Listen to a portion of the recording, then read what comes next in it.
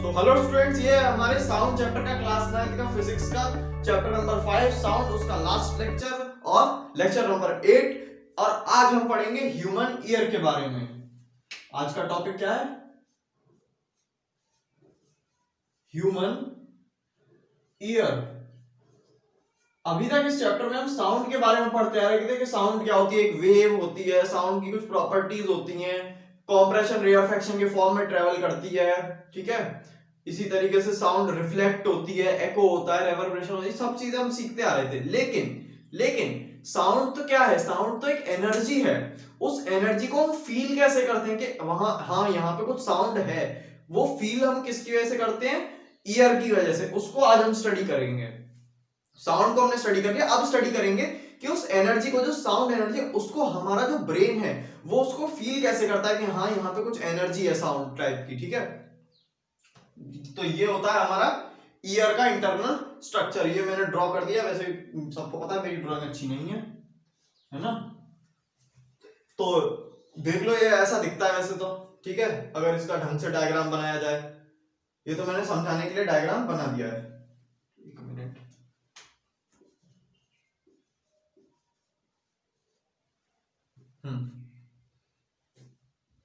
देखा? तो ये होता है ह्यूमन ईयर, ऐसा दिखता है, ठीक है। इंटरनल उसकी एनाटॉमी है, ठीक है। अब समझते हैं कि इससे हमको ये जो इतना जो सिस्टम है ये काम कैसे करता है, जिससे कि हमको साउंड जो एनर्जी है वो हमको फील हो सके, हम उसको हियर कर पाए, ठीक है। तो देखते हैं, ठीक है। अब देखो, साउंड क्या है? एक वेव है, वेव है, ठीक है, वेव। अब देखो, वेव क्या है? कॉम्प्रेशन रेयरफेक्शन के फॉर्म में। ऐसे कॉम्प्रेशन रेयरफेक्ट, कॉम्प्रेशन हुआ, ठीक है, फिर रेयरफेक्शन हो गया, फिर कॉम्प्रेशन हो गया, फिर रेयरफेक्शन। इस तरीके से कॉम्प्रेशन रेयरफेक्शन बनाते हुए साउंड आती है हमारे ईयर तक, ठीक है। एक मिनट। तो कॉम्प्रेशन रेयरफेक्शन किया है, मैं सिर्फ एक इस तरीके से लाइन बना दूं कि ये आई हमारी साउंड। साउंड जो एक एनर्जी है, वो एनर्जी आई कॉम्प्रेशन और रेयरफेक्शन की मदद से ट्रेवल करते हुए। कॉम्प्रेशन रेयरफेक्शन की वजह से ट्रेवल करते हुए एनर्जी हमारे ईयर तक आती है। और क्या होता है? ईयर देखो बाहर से बड़ा सा क्यों होता है? ताकि ये मैक्सिमम साउंड वेव को कलेक्ट कर सके, ठीक है। बाहर से आने वाली सारी साउंड वेव, यहां जो साउंड वेव आ रही थी उसे भी कलेक्ट किया इसने, ये इसे भी इधर भी कलेक्ट कर रहा है, ठीक है। ये पूरी साउंड वेव को कलेक्ट करके फिर ये क्या करता है? उसको कलेक्ट करके यहां भेज देता है, इधर। इधर ये साउंड वेव आती है इधर, अब ये सब इधर जाएंगी साउंड वेव, तो इन सबको हटा के मैं कंबाइंड साउंड वेव अब गई इधर, ठीक है। ये सब कंबाइन हो गई, ये सब गई इधर। ये इसको, इस पार्ट को हम क्या बोलते हैं? ये जो पाइप लाइक स्ट्रक्चर जा रहा है, ये पाइप जैसा जो जा रहा है, इसको हम बोलते हैं ear canal. Ear canal, ear canal बोलते हैं हम इसको, ठीक है। ये ये जो पाइप लाइक स्ट्रक्चर है, इस पाइप लाइक स्ट्रक्चर के एंड पे, जहां पे एंड होता है वहां पे होता है इस टाइप का, इस टाइप का स्ट्रक्चर। ये दिख रहा है, ये वाला यहाँ पे ये जो स्ट्रक्चर, ये आगे सर्कुलर, इसको हम बोलते हैं ईयर ड्रम। या फिर इसको हिंदी में अगर हम, जो हम नॉर्मली सुनते हैं हिंदी, उसमें अगर बात करें तो कान का जो पर्दा जिसे बोला जाता है, ईयर ड्रम। इसको हम क्या बोलते हैं? ईयर ड्रम, ठीक है। Ear drum. ये जो साउंड वेव है ये क्या करती हैं? साउंड वेव देखो क्या जा रहा है, साउंड वेव क्या किस फॉर्म में जा रही है? कॉम्प्रेशन रेयरफेक्शन के फॉर्म में। यानी ये साउंड वेव गई और जैसे ही ये ईयर ड्रम को स्ट्राइक करती है, ईयर ड्रम को मान लो इसने यहां से इस तरीके से स्ट्राइक किया, तो ईयर ड्रम, ड्रम सोचो ड्रम जैसा, ठीक है। ड्रम जो हम बजाते हैं ना, उसके ऊपर क्या होता था? एक शीट लगी होती है, एक शीट लगी होती है जिसको हम बजाते हैं, ठीक है। ऐसे यहाँ पे शीट जैसी लगी हुई है, ठीक है। अब सोचो इस शीट पे जब कुछ टकराएंगे, पार्टिकल जा रहे हैं ना कॉम्प्रेशन रेयरफेक्शन बनाते हुए, तो वो पार्टिकल जब इस पर टकराएंगे एक पैटर्न में, पैटर्न क्या होगा? वो उनका वेव का पैटर्न होगा। कॉम्प्रेशन रेयरफेक्शन का अलग अलग पैटर्न होंगे सबके, ठीक है। सब भाई अलग अलग पैटर्न कैसे होंगे? फ्रीक्वेंसी होगी कुछ, उनकी वेवलेंथ होगी कुछ, एम्पलीट्यूड होगा, तो वो सब उनके अलग अलग क्या हो गए? प्रॉपर्टीज रही होंगी, ठीक है। अच्छा, तो उसी उसी हिसाब से वो क्या करेंगे, इस ड्रम से टकराएंगे पार्टिकल, और ये क्या करेगा, जब हम ड्रम को बजाते हैं तब उसके ऊपर जो शीट होती है वो क्या करती है, वो वाइब्रेट करती है, वो क्या करती है, वाइब्रेट करने लगती है। इसी तरीके से जब ये साउंड वेव आके ईयर ड्रम से टकराएगी, इसको लिखते चलना, ठीक है, अपनी लैंग्वेज में लिख लेना आराम से जो मैं बोलता जा रहा हूं। साउंड वेव आई बाहर से, जो हमारा ईयर है, मेन जो हमारा आउटर ईयर है जो हमको दिखाई देता है, ठीक है, वो क्या करता है, उन सारी साउंड वेव को कलेक्ट करता है और ईयर कैनाल में भेजता है। ईयर कैनाल के थ्रू वो जाती हैं सीधे ईयर ड्रम पे टकराती हैं, ऐसे गई ईयर ड्रम से टकरा गई, ठीक है। वो क्या ईयर ड्रम से टकरा कर क्या करती हैं, इस ईयर ड्रम को वाइब्रेट करा देती हैं। ये क्या करता है, वाइब्रेट करने लगता है, फिर ईयर ड्रम क्या हुआ, वाइब्रेट करने लगा। अच्छा, ईयर ड्रम से एक यहाँ पे हमारी बोन जुड़ी हुई, ये एक बोन है। बोन क्या होती है, हड्डियां। ये एक बोन है हमारी, ये भी एक बोन है, ये भी एक बोन है, और ये वाला पार्ट भी एक बोन है, ठीक है। ये तीनों हड्डियां हैं, ठीक है। इस हड्डी का नाम है हैमर, और ये तीनों बहुत छोटी होती है, बहुत छोटी, बल्कि ये तो हमारी बॉडी की सबसे छोटी बोन होती है, ठीक है। अच्छा, ये देखो, ये एक बोन है, ठीक है, बहुत छोटी। ईयर ड्रम वाइब्रेट हुआ, ठीक है, ईयर ड्रम से ये कनेक्टेड है, ये जो है ये ईयर ड्रम से कनेक्टेड है, ठीक है। मेरे हाथ से, मान लो मेरा हाथ जो है वो ईयर ड्रम है, इससे ये बोन कनेक्टेड है, ठीक है। अगर मेरा हाथ वाइब्रेट होगा तो क्या ये बोन वाइब्रेट नहीं होगी साथ में, भाई ईयर ड्रम वाइब्रेट हो रहा है, इसके साथ ये जुड़ी हुई है, इसके साथ जुड़ी हुई है, ये वाइब्रेट होगा तो ये भी वाइब्रेट होगी। अब सुनो, यानी ईयर ड्रम की वजह से कौन वाइब्रेट हुआ, हैमर वाइब्रेट हुई, बोन। अब हैमर जो बोन है वो जुड़ी हुई है एक दूसरी बोन से जिसका नाम है एनविल। हैमर जो बोन है वो जुड़ी हुई है एनविल से। तो अब भाई सोचो, हैमर से ये जो ईयर ड्रम था इसकी वजह से वाइब्रेट हुई हैमर, हैमर जुड़ी हुई है एनविल से, तो अब एनविल भी वाइब्रेट होगी, क्योंकि हैमर वाइब्रेट हो रही है तो एनविल को वाइब्रेट करा देगी, ठीक है। अब देखो, एनविल जो है वो जुड़ी हुई है स्टिरअप से, एनविल जुड़ी हुई है स्टिरअप नाम की बोन से, ये तीनों हड्डियां हैं, ठीक है। एनविल नाम की जो बोन है वो स्टिरअप नाम की बोन से जुड़ी हुई है, ठीक है। यानी ये वाइब्रेट हुई तो ये भी वाइब्रेट होगी अब, ठीक है। यानी ये जो साउंड वेव गई, इन्होंने क्या किया, ईयर ड्रम को वाइब्रेट कराया, उस वजह से ये तीनों जो बोन्स हैं तीनों वाइब्रेट करने लगी। अब देखो, ये जो स्टिरअप है ये कनेक्टेड है एक और पार्ट से जिसका नाम है कोचलिया, ठीक है, कोचलिया इसका नाम है। इसके अंदर क्या होता है, ये शेल टाइप का होता है, वो देखें जो स्नेल्स होते हैं, स्नेल जो होते हैं छोटे छोटे, उनके शेल्स होते हैं, तो उस टाइप का कुछ इसका स्ट्रक्चर है। इसके अंदर क्या होता है, एक लिक्विड भरा होता है, एक लिक्विड इसके अंदर फिल्ड होता है, वाटर नहीं होता। जहां भी लिक्विड लिखा हुआ दिख जाए वाटर नहीं समझना चाहिए, लिक्विड कई टाइप के होते हैं, इसके अंदर एक लिक्विड होता है, ठीक है, लिक्विड। अब सोचो इसके अंदर वो फिल्ड है, ठीक है। अच्छा, इस वाले पार्ट को, ये जो पार्ट है इसका, ये वाला जहां से हमारी स्टिरअप जुड़ी हुई है, इस पार्ट को भी हम कहते हैं Oval window. Oval window, Oval इसकी शेप है और विंडो, ठीक है, ओवल विंडो। स्टिरअप इससे जुड़ी हुई है। अब सुनो, स्टिरअप वाइब्रेट हो रहा है, स्टिरअप जो बोन है वो वाइब्रेट हो रही है, वो जुड़ी हुई है इससे, वो इस पूरे से जुड़ी हुई है, ठीक है। यानी उसकी वजह से अब ये पूरा वाइब्रेट होगा। इसके अंदर फिल्ड है लिक्विड, यानी वो लिक्विड भी वाइब्रेट होगा, बस यहीं पे काम हो गया, वो लिक्विड वाइब्रेट होगा, ठीक है। अब लिक्विड वाइब्रेट हुआ। अब सुनो, ये जो कोचलिया है इससे यहां पे जुड़ी होती हैं हमारी कुछ नर्व्स, कुछ नर्व्स जुड़ी होती हैं हमारी, ठीक है। ये नर्व्स कहां जाती है, सीधे ब्रेन में जाती है, मतलब इनका जो वाइब्रेशन का पैटर्न है, सोचो यहां से कुछ एक साउंड आई जिसकी अपनी कुछ फ्रीक्वेंसी है, कुछ उसकी वेवलेंथ और कुछ उसका एम्पलीट्यूड है, ठीक है, ठीक है, ये सब उसकी प्रॉपर्टीज हैं। अब वो आई, ठीक है, अब इन्हीं के हिसाब से ये वाइब्रेट हुआ, फिर ये पूरा सिस्टम वाइब्रेट होता चला गया, इसके अंदर का लिक्विड वाइब्रेट हो गया, ठीक है, ठीक है।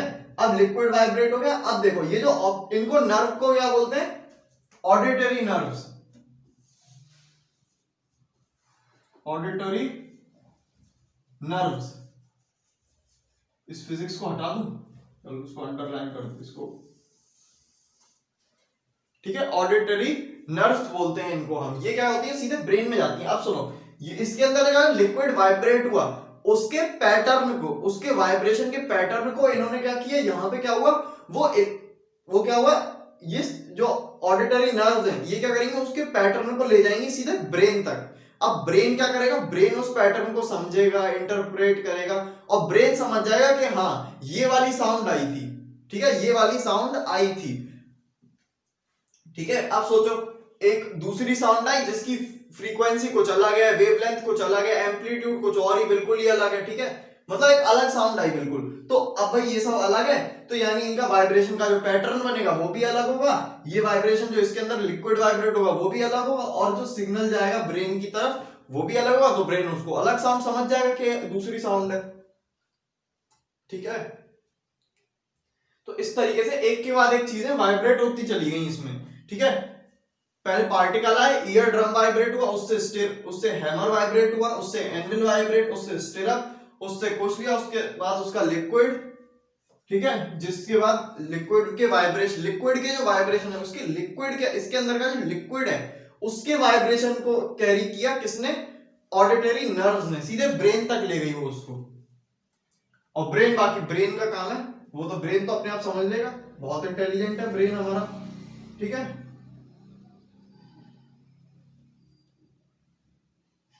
तो ये पूरा स्ट्रक्चर है, स्ट्रक्चर को ड्रॉ करना आना चाहिए भाई, ड्रॉ करना सीख लेना,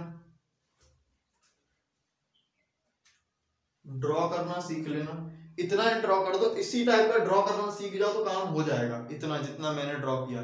मेरी ड्राइंग तो बहुत खराब है, इतना ड्रॉ करना सीख लेना बस, ठीक है।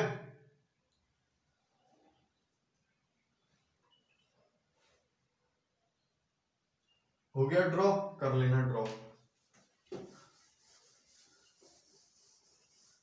इसको पहले ड्रॉ करो, वीडियो पॉज करके इसको जहां पे भी नोट्स बना रहे हो इसको पहले ड्रॉ करो, क्योंकि फिर मैं इसको इरेज करूंगा, फिर मैं इसकी वर्किंग लिखवाऊंगा कि क्या क्या हुआ, स्टेप्स लिखवाऊंगा मैं, ठीक है। तो स्टेप्स लिखवाऊंगा तो मुझे उसके लिए इसको इरेज करना पड़ेगा, फिर मैं स्टेप्स लिखवाऊंगा तो मेरे को समझ में नहीं आएगा कि क्या क्या चल रहा है, ठीक है।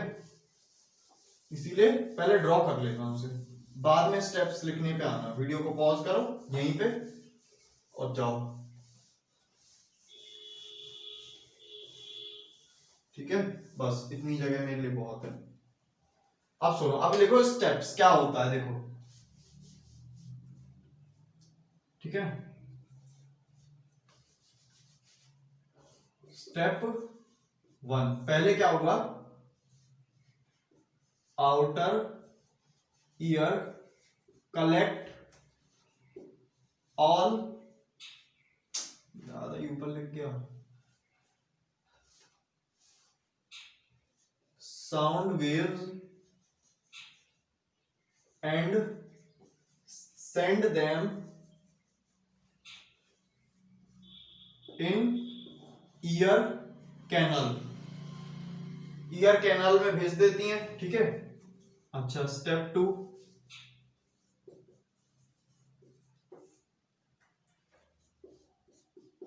these waves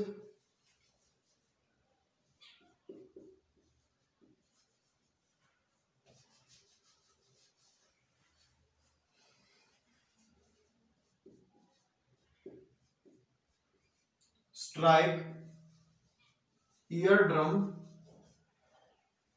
and it starts vibrating, it starts vibrating, वो वाइब्रेट होने लगता है, ठीक है।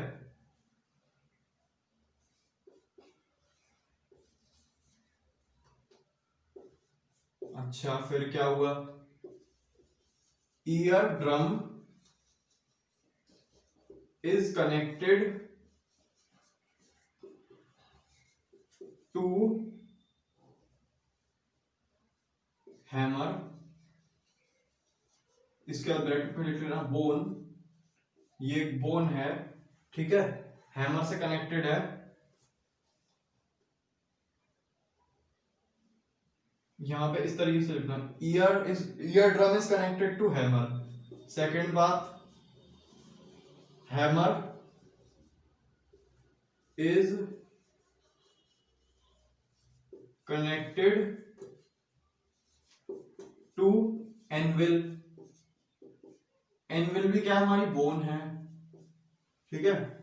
तीसरी बात, anvil is connected to stirrup, stirrup जो कि क्या है, फिर से एक बोन है। ठीक है, तो ये सीक्वेंस है। ईयर ड्रम जो है हैमर से कनेक्टेड है, हैमर जो है वो एनविल से कनेक्टेड है, एनविल जो है वो स्टिरअप से कनेक्टेड है। ठीक है। अच्छा, एक और क्वेश्चन आ सकता है यहां पे कि भाई जिसने भी ह्यूमन बॉडी जैसे भी बनी, तो ह्यूमन बॉडी में ऐसा क्यों नहीं हुआ कि ईयर ड्रम जो है वो सीधे एक बोन की मदद से इससे कनेक्ट हो जाता कोचलिया से।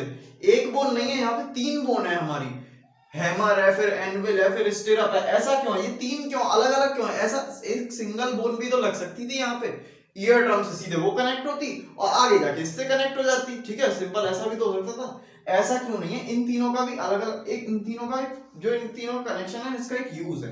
ये क्या करते हैं, साउंड को एम्पलीफाई कर देते हैं। साउंड वेव जो आई उसका एम्पलीट्यूड बढ़ा देते हैं। मतलब अलग अलग देखो उसमें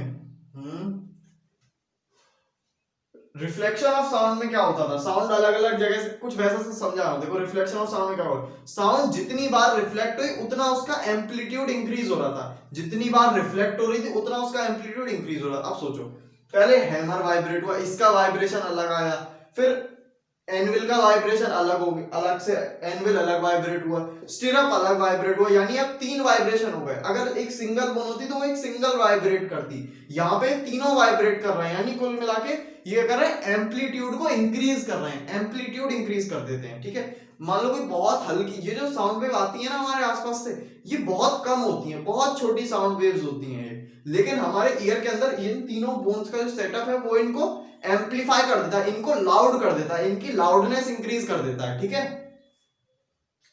ये तीनों क्या करती हैं, एम्पलीफाई करती हैं साउंड को। ठीक है, ये हो गया। Eardrum is connected to hammer, hammer is connected to anvil, anvil is connected to stirrup. All these bones start vibrating and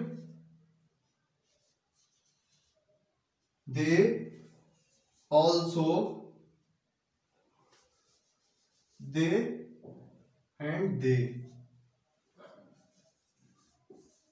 amplify sound also। ठीक है, ये तीनों बोल वाइब्रेट तो करना शुरू हो जाती है, साथ ही साथ इनके वाइब्रेशन से क्या होता है, उसका साउंड का जो एम्पलीट्यूड है वो इंक्रीज हो जाता है, यानी साउंड क्या होती है, एम्पलीफाई हो जाती है। साउंड का एम्पलीट्यूड इंक्रीज होने को हम क्या कह सकते हैं, साउंड का एम्पलीफाई होना। ठीक है, साउंड एम्पलीफाई हो जाती है। ठीक है, इन तीनों के वाइब्रेशन की वजह से। इतना नोट करो, 3 स्टेप। ठीक है, 3 स्टेप नोट करो। चैप्टर खत्म है बस, और चैप्टर क्या खत्म, क्लास 9th की पूरी फिजिक्स खत्म। क्लास 9th की केमिस्ट्री पहले ही खत्म हो चुकी है, क्लास 9th की फिजिक्स भी खत्म।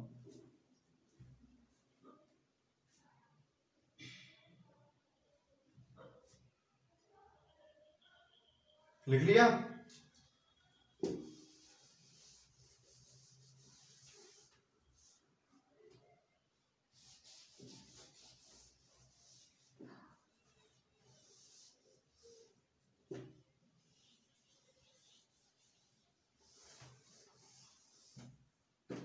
ठीक है, स्टेप 3। स्टेप 4 में क्या होगा, स्टेप 4 में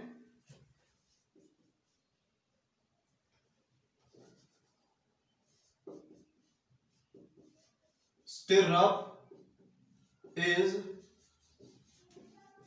connected to कोशिया। ठीक है, which contains a liquid in it। ठीक है, in it। ठीक है,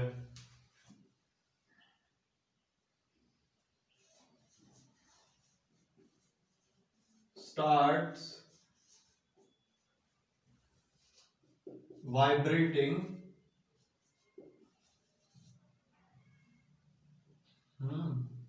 and liquid in it also vibrates, उसके अंदर का लिक्विड भी वाइब्रेट होगा। ठीक है,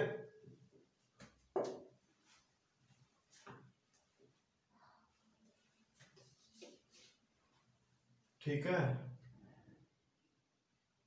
अच्छा सीरीज करते हैं।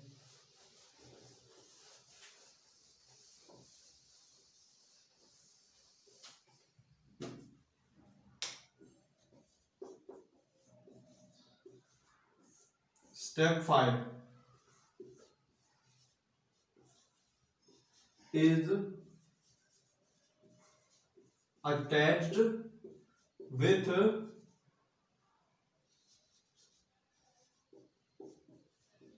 auditory nerves which take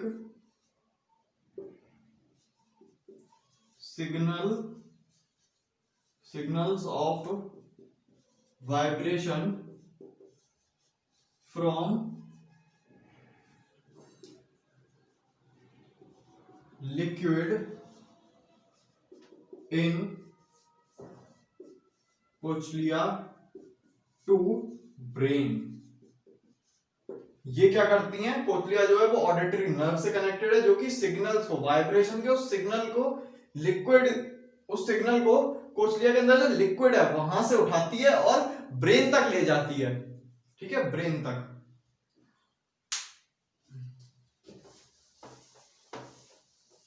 बाकी ब्रेन क्या करता है, फिर वो जो सिग्नल आया उसका पूरा पोस्टमार्टम कर देता है।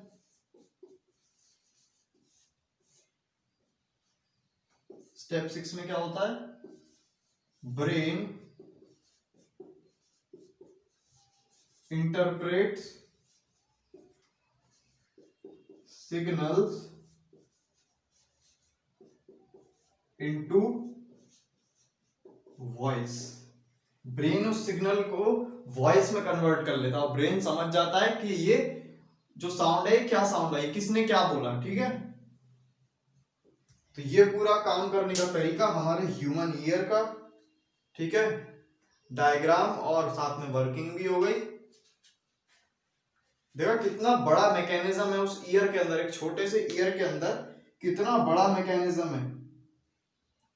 अच्छा भैया, एक और पॉइंट आता है कि ईयर खराब कैसे होते हैं। तो ईयर ड्रम जो था, ईयर ड्रम में देखा हमने कि देखो